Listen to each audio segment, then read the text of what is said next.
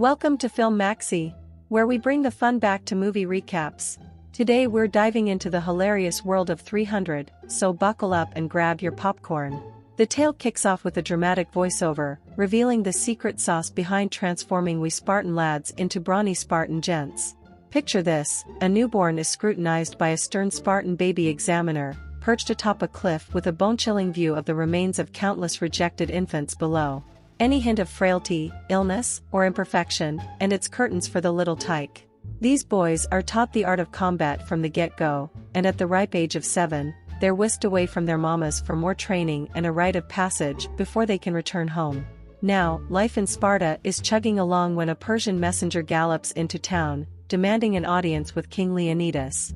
Clutching the skulls of fallen leaders, he's escorted to the king.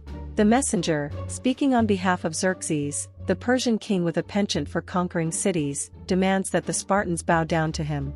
Queen Gorgo pipes up, and the messenger is aghast that a woman would dare to speak. The messenger cautions Leonidas to mull over Xerxes' request, but the king, spear in hand, forces the Persian to the edge of a dark abyss.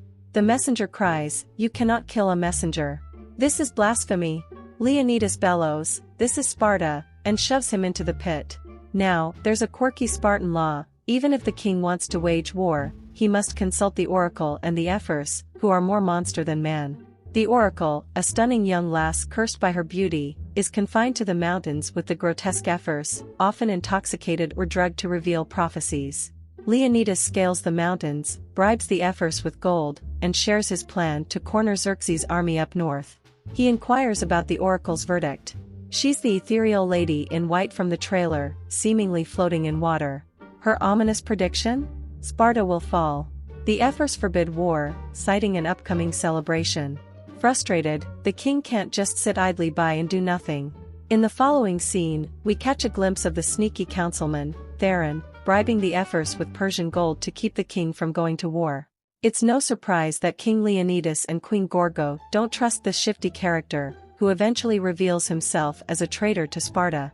The next day, Leonidas and his captain are sizing up their army of 300. The king spots the captain's son and remarks that he's too young and hasn't yet experienced the warmth of a woman. But the captain insists the lad should fight, and the boy beams with pride among these mighty warriors. Theron and the other councilmen confront the king, reminding him of the oracle's words and the law. Leonidas casually claims he's just going for a walk, and the 300 are merely his personal bodyguards. Before they depart, Queen Gorgo hands Leonidas her necklace, telling him to come back with his shield or on it. As they march, they encounter another group, the Arcadians. Their leader, hearing of Sparta's fight against Xerxes, offers to join forces. The king smirks and says he has more soldiers than you have. The Arcadians, duly impressed, march alongside the Spartans to the ocean. Back home, Queen Gorgo seeks the council's support to send reinforcements for Leonidas. A councilman promises she can speak in 2 days, but she fears the king may not have that long. As the group reaches the beach, the Arcadians' confidence wavers upon seeing the vast Persian fleet. That night, the Greek gods whip up a colossal storm, toppling some of the boats. The Arcadians rejoice, but by morning, the fleet seems no smaller. As they construct a stone wall, another emissary from Xerxes arrives, once again demanding Sparta's submission. Xerxes admires their tenacity and promises wealth and safety for Sparta if they lay down their weapons and accept him as their leader. The messenger scoffs at the Spartan stone wall, only to discover it's fortified with the corpses of Persian scouts. A Spartan lops off the messenger's arm and orders him to tell Xerxes that the battle is on. Meanwhile, the Spartans notice they're being followed. The stalker turns out to be Ephialtes, a hunchbacked creature eager to join the fight. He warns the king of another passage the Persians could exploit. Though Ephialtes wields his spear with gusto, he struggles to lift his heavy shield. The king explains that he can't fight with the Spartans, as their shields protect not only themselves but also the man to their left. Since Ephialtes can't raise his shield, he's deemed useless. This news leaves Ephialtes utterly devastated. In the first battle, the Spartans showcase their might. They stand firm in the narrow opening, awaiting the Persian onslaught. Effortlessly, they defeat the first wave, suffering no casualties. As the Persians unleash a barrage of arrows that blot out the sun, the Spartans, in perfect harmony, deflect them with their shields and taunt their foes. During a brief respite, Xerxes, a towering, bald, and pierced god-king, confronts Leonidas. He offers the king another chance to submit, but Leonidas cheekily declines, citing sore thighs from slaying the first Persian army. Xerxes fumes, vowing to erase Sparta and its people from history. Next up, the immortals, soulless monsters with black eyes, fanged teeth, and fearsome masks. Their secret weapon?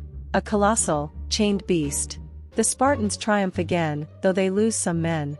As Xerxes watches, a shiver of mortal fear runs down his spine.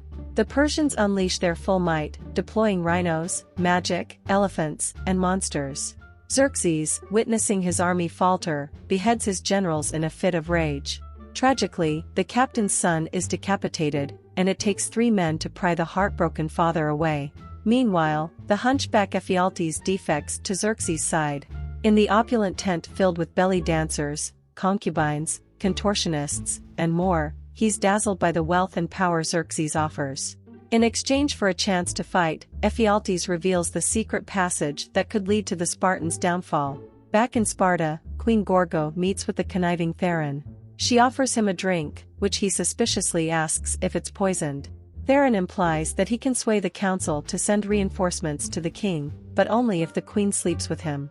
Reluctantly, she agrees, and Theron cruelly taunts her during the act, saying, "This will not be over quickly.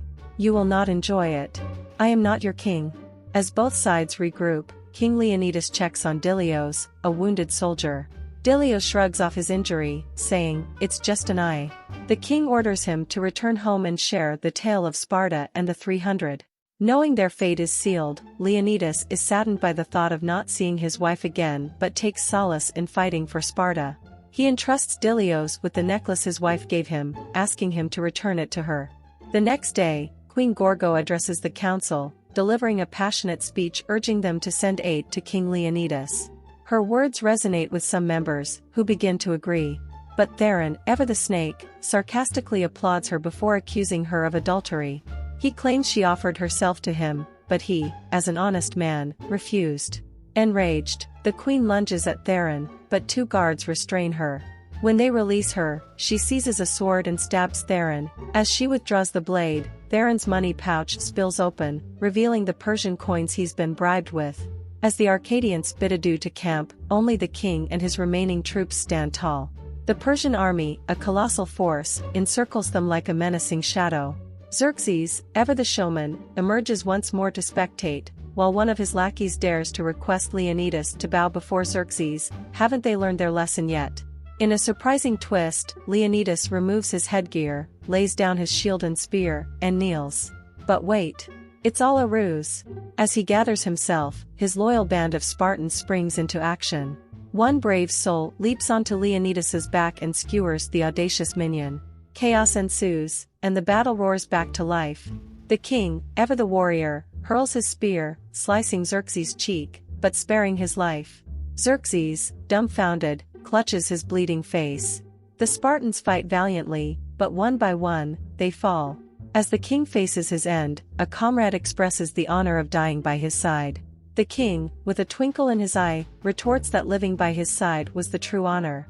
With a final glance at the sun and a whispered "my love," the Persian army finishes the job, unleashing a torrent of arrows to ensure no Spartan survives. Dilios, the messenger, returns home to deliver the queen's necklace and share tales of their victory. Fast forward a year, and it seems Dilios has taken the reins of the Spartan army. As they prepare to face the Persians once more, this time, they boast a sea of thousands upon thousands of Spartans. At the signal, they charge into battle, ready to avenge their fallen comrades.